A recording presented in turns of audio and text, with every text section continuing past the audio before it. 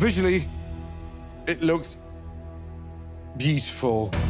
What isn't a regular interest in many kids' life is cooking, let alone be a part of a cooking competition and being critiqued by Gordon Ramsay himself. The chef does have a pretty big reputation of being a harsh critic, but some kids on MasterChef anyway just have a knack for the culinary arts. That is perfection on a plate. You're becoming unstoppable. They pull through and cook dishes that many adults wouldn't dare to do. That's why we gathered a bunch of moments where these little chefs really impressed Gordon Ramsay with their cooking abilities. Quani's Cupcake. You are definitely specializing in that level of finesse. For the Mystery Box Challenge, the kids on MasterChef Junior had a difficult task. They had to make a delicious dish out of canned goods. But they're missing their labels. The only way you're going to know exactly what you have to work with is to open them up and have a little taste inside. So, besides the difficulty of cooking a great dish, they had to assemble a meal out of the blue with the ingredients they found in those cans. Quani decided to make a vanilla bean cupcake with pineapple filling and a peach cherry frosting. Quite a task to do in just under an hour, especially with a great advantage on the line. But Quani's boldness paid off, and he was the first to step forward and have his dish evaluated by the judges. Quani was very happy about that. They look like they're from a fancy restaurant in France. Wow, Quani, they look stunning. We are going to have to agree on this, as always. They did look amazing. You see, Quani, I look at that level of execution, I don't see anything canned there. The frosting looked great. Quani used cherry, peaches, and the juices to give it a little more flavor. Gordon took a bite and loved it. That sponge is delicious. It is fragrant, it is sweet, it's absolutely spot on. Chef Ramsay was impressed by the level of finesse displayed by Quani. I just wish the 8 standing behind you could taste these things. To finish it off, Quani even got a high five from Gordon. But before we move on, show us your appreciation. Hit the subscribe button and never miss a new video from us here at Babbletop. Now, back to the show. Evan's pumpkin sweet potato ravioli. This is complexity, and it's kind of the epitome of what Italian cuisine is all about. During the same challenge with canned goods, Evan wanted to cook something close to his heritage, since he was part Italian, and also to redeem himself. During the last challenge, he fumbled his ravioli. Now it was time for some redemption. I am making pumpkin sweet potato raviolis with a black truffle cream sauce. Good luck. When he was called by the judges, Evan was ecstatic. This was the first time he had been in the top 3. This has to be the best dish I've ever made in my life. It sure did look appetizing. First, Evan received critique from Joe. He said the ravioli looked authentic, a huge compliment coming from him. And the thing that's working in this dish is like a great contrast between the sweetness of the sweet potatoes and the earthiness of black truffles. Yes. Overall, it was a rather complex dish. Now you're building flavors here, and it's kind of the epitome of what Italian cuisine is all about. After some rave reviews from Joe, it was time for the big leagues. Gordon was up next. First, Chef Ramsay wanted to know about the process of making the pasta. Then he took a bite. Pasta's delicious.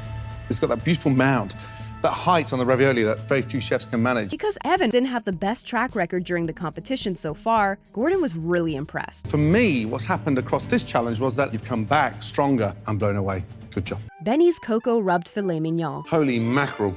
That blend of that chocolate, the spice, the savory, it's exquisite. It's got absolute great finesse. For this challenge, the MasterChef Junior competitors had to work with chocolate, and they had a lot of chocolate to work with. A whole lot of chocolate. The stakes were also pretty high, considering the winner would have a guaranteed ticket to the semifinals. I'm feeling like one of those little leprechauns chasing after that beautiful pot of gold. The little chef chose to go for a savory meal. So I am doing a cocoa rub filet mignon with a brown butter parsnip puree, crispy parsnips, and chocolate port sauce. This is a very sophisticated dish. Yes, it is. Beni certainly wasn't pulling any punches. She said she wanted to do something that would please the grown-ups, as in the judges. When time was up, Beni seemed confident. She was also called first, which was a good sign. The little chef was happy about the look of the dish. But I've never actually cooked with chocolate before, so I don't know if the cocoa powder and the steak will go well together. Beni presented the plate to Gordon. Visually, it looks beautiful. It's like Thank you. a piece of art. It looked better than most of those fancy meals you might find on Instagram. Beni was going for the steak to be medium rare. So it should be pink in the middle. Yes, it should. Wow, look at that. Even Joe went in and took a closer look. Tasting it also got a strong reaction out of Gordon. It's exquisite. It's got absolute great finesse. Young lady, great job. Thank well you. done. Olivia's cocoa rubbed steak. Is this the perfectly cooked steak? We're gonna have to see when we cut it open. For the same chocolate challenge, Olivia decided to play it risky. She went on the savory route. She was going to do a chocolate brown sugar-rubbed New York strip. Not too bad for a 10-year-old. Golden apron, here I come. But while making the dish, things weren't going smoothly for Olivia. Matter of fact, she was struggling pretty hard. That seemed to put the kid in a downward spiral, unfortunately. Dear, oh dear. So I'm remaking it? It was kind of heartbreaking to see. The young little chef scrambling to cook the meat with so little time left. Olivia was running against the clock to get everything done. Even Olivia herself admitted she was starting to break down. Who could blame her? With so much at stake and without a steak done. Christina went to guide Olivia, who seemed to be on the verge of tears. You feel this New York strip, which we know is over, and then feel this. That's better. You're taking a lot of risks tonight. Make sure it's a beautiful medium rare. The moment of truth came when she was summoned by the judges. Today I made for you a cocoa New York strip with yogurt coleslaw, red quinoa, and a chipotle chocolate sauce. Olivia said she was unsure if the steak would be properly cooked. So if that's medium rare, yeah, it should be pink in the middle. It looked beautiful. New York strip is delicious. Quinoa is fragrant. All in all, a great job. Thank you. Quani's flourless cake. Wow, you can bake with your eyes closed. Delicious. That is perfection on a plate. Quani was pretty confident about the chocolate challenge. I feel good about this challenge because I'm baking again. And the challenge gave him the opportunity of cooking with chocolate. Is there anything better than chocolate? I'm making a chocolate flourless cake with a raspberry coulis, white chocolate ganache, and an almond brittle. With that, he fully believed that he would be able to impress the judges once again. After all, the golden apron was on the line. When he presented the dish to Gordon, the chef liked the look of it. Wow. Why flourless? Because there's plenty of flour in there. I've showed you guys I can make cake with flour. Why not show you guys I can cook it without? So, basically, the little chef wanted to flex a little bit. Show off his chops, you know? As he should, since the cake was pretty tasty. Temperature-wise, you've absolutely nailed it. It's really gooey and unctuous and rich in the middle. Everything about it seemed spot on. Quani nailed the garnish too, and the mix of white chocolate and dark chocolate was great. Sammy's pan-seared steak. You're plating like a chef. Continue cooking like this, and you're going to be one to watch. For the mystery box challenge, the kids had 45 minutes to create a dish that was inspired by their family. A tall order for such a short amount of time. Sammy was making a seared steak with Parmesan polenta, fried Brussels sprouts, and a compound butter. Why this dish? Because my brother and my dad really love meat, and my sister and my mom really love vegetables. Maybe that's why Sammy was so successful with his dish, having to cater to two wildly different tastes at home. Sammy landed on the top 3. This was elevated beyond belief. Sammy was thrilled to be the first one called. He was also happy that his family would be proud of his dish as well. Visually, Sammy, it looks beautiful. It really did. It was exquisitely plated and everything looked absolutely delicious. You've got a perfect sear. The sprouts were deep fried, which is a great way to make anything yummier. The dish is delicious. You've got that nice creamy polenta. That could be boring and dull, but you've done it beautifully. Sammy expertly used the polenta to bind it all together. Young man, you're plating like a chef. Gordon said that if Sammy managed to keep his stride going, he would become a serious threat in the competition. That must be a pretty good boost of confidence, and it rightly left Sammy pretty happy. Remy and Anthony's dish. That's beautiful. Well, they're not burnt, they're caramelized. The flavor is delicious. Remy and Anthony were both part of a tag team picked by Sammy. This could be tricky since Remy was a self-professed bossy person, and Anthony didn't seem like he wanted to be bossed around very much. We got this. The challenge? You'll be making an incredible Asian-inspired platter. It had a lot going on, and it was quite complex as Gordon explained it. Just like she said she would, Remy did shout a lot of orders towards Anthony. Anthony, start mixing! We are running behind here, okay. So mix! Anthony and Remy are not on the same page. I'm like, Remy, we can communicate if you stop yelling at me. They were constantly disagreeing, especially about the egg rolls. They are struggling. Gordon noticed that the team was running a bit slow. Worse yet, Chef Ramsay criticized the egg rolls. I'd wrap them again if I was you. Hey, listen to him. You haven't been listening to him yet, but you need to find your voice a little bit. Okay. Thankfully, after some of Gordon's guidance, the teams seemed to gel better together. Anthony managed to find his voice and work well together with Remy, to the surprise of Joe. When it came time to critique, they were called first. They were pretty nervous about it due to their rocky start. Tough combination, because it looked like a divorce within the first 10 minutes. Thankfully, they pulled it together. Visually, the platter looks good. He loved the colors. The duck was beautifully glazed. Delicious. Anthony was anxious about the pot stickers because he thought they would be burnt. That's beautiful. Well, they're not burnt, they're caramelized. While the egg rolls kept being a point of contention, this duo did a great job overall. Remy's donuts. It's quite groundbreaking, and it scares me to think at the age of 12 that you're this good. Like always, the kids had a difficult challenge ahead. For this mystery box, the kids had to make desserts without any processed sugar. Remy decided to make 2 different types of donuts. To add even more of a healthy bend to the plate, she baked her donuts. She didn't even fry them. It was so impressive that she landed in the top 3. She was pumped and really wanted to win. She made some donuts with matcha glaze and chocolate ganache with toasted coconut. Just the presentation, the finesse is just incredible. As well as with the donuts being baked. Remy said she wanted to make donuts that were almost like cakes. After a bit of suspense, Well, they're delicious. then it was time for Gordon's critique. Chef Ramsay said they looked stunning. They are the smartest donuts in the country tonight. Gordon really loved it and even called it groundbreaking. And you just proved you can make a healthy donut without sugar. Ramsay said that a lot of pastry chefs, including Christina, would probably take inspiration from Remy's recipe. What more could she want? That's a pretty big achievement for people of any age group. Being only 12 years old, it's that much more impressive for Remy. Because of that, Remy even won the challenge. Maria's puff pastry.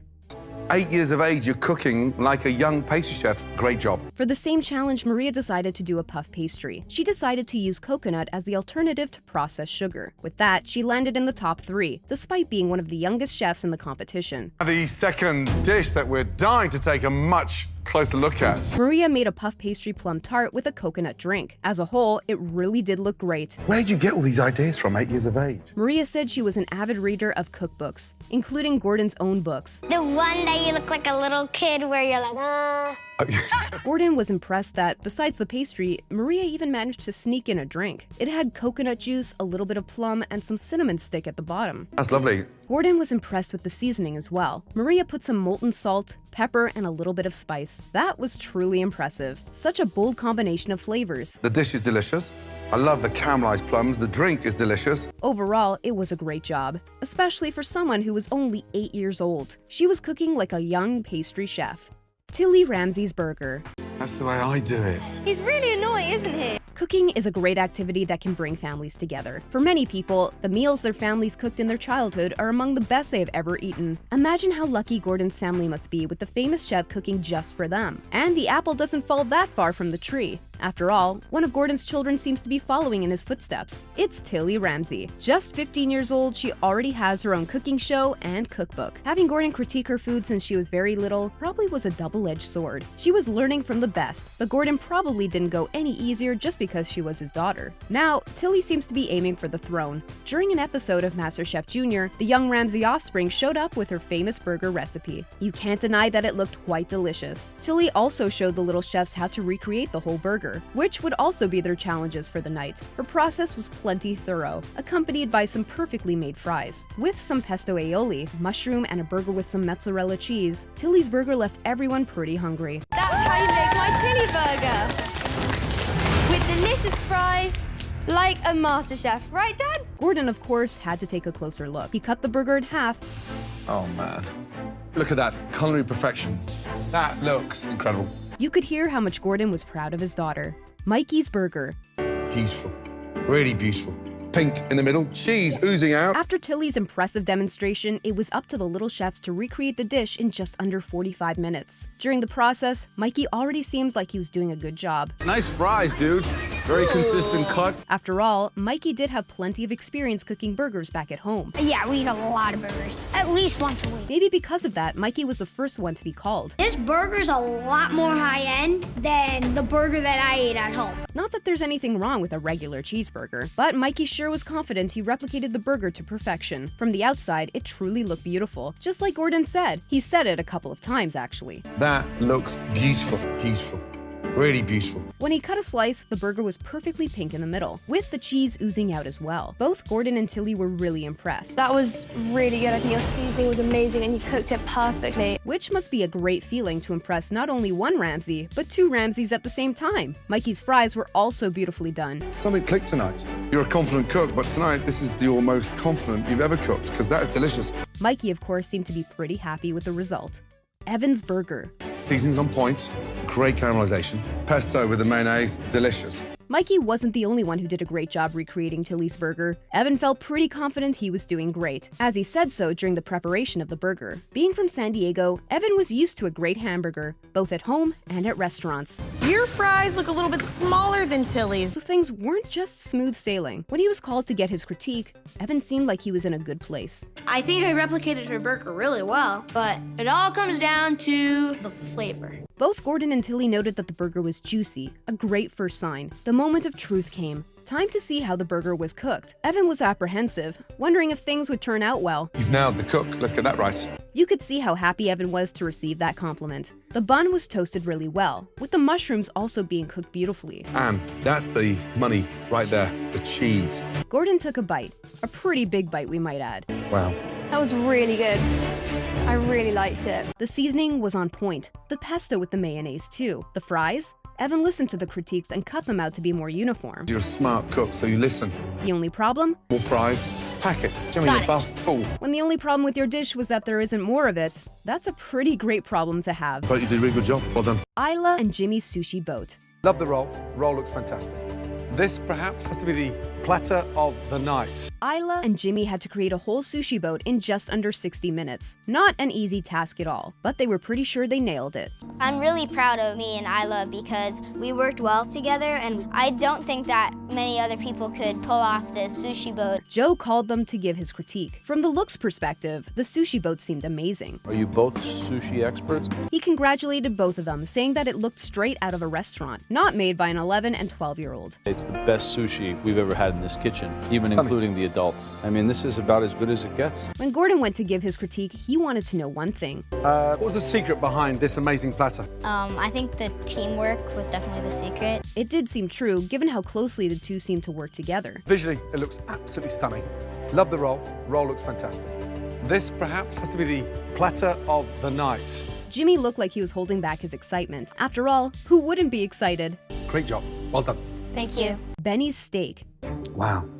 Man, that's good. The meat is incredible. For the first mystery box challenge of season 6, the chefs had 26 ingredients to work with, from A to Z. A for Asiago, B for bacon, C for chocolate, and so on. The judges wanted to see the chefs on a plate, and had 1 hour to do so. The competition was big, and it wasn't going to be easy to stand out, but Beni was feeling great. I am making herb-crusted New York strip steak with yogurt dill sauce, ginger, quinoa, and sauteed kale. This was close to home for Beni, since she was inspired by her grandfather, who would always cook steak for big family events. Do you think you can stand out? I cook very interesting dishes, and I consider myself a unique girl. The punky Chicago girl. During the critique, Beni was the second one to be called. Your dish looks like it's come out of a new age steakhouse. Right off the bat, she was getting a great series of compliments. Beni really wanted to be called, and she got her wish. Beni was smiling from ear to ear. She was pretty happy to be in the top 3, and it really showed that Beni really knew how to cook a proper steak. During his critique, OMG. he complimented the sear of the steak. It was glistening, pink, and incredibly juicy. Gordon said that the meat was incredible. A big compliment coming from Chef Ramsay. Avery's unique burger tasting. Is it good or not? From the start, Avery seemed like she was in for a great critique from Gordon. After all, the chef asked her to describe that delicious-looking burger. I call this a Sportsman's Paradise burger with a jazzy coleslaw and a Creole spread, and as a side, some sweet southern potato chips. For the burger, she used pork and venison. And where do you get the idea with venison? Avery explained that venison was a lean meat that would go great with the fatty nature of the pork meat. Gordon even called the little kid smart for putting such a great combination together. Chef Ramsay asked where Avery was aiming in regards to the meat. Avery wants the meat to be red in the middle. And Nailed it. Big time. Avery even let out a pretty big sigh of relief. Then Gordon took a bite. Pate, delicious. You've got the salt right, the pepper right. Chef Ramsay also loved the coleslaw and the chips. All in all, everything seemed to work really well together. It also looked great, as you can see from the camera lovingly showing the plate. Would you like to make any of these dishes yourself? Let us know in the comments. Stick around and enjoy more Babbletop videos by clicking on them. We hope you enjoyed this video as much as we did. Don't forget to like, subscribe, and hit that gray bell to join our notification squad. And leave a comment if you especially love the Master Chef himself.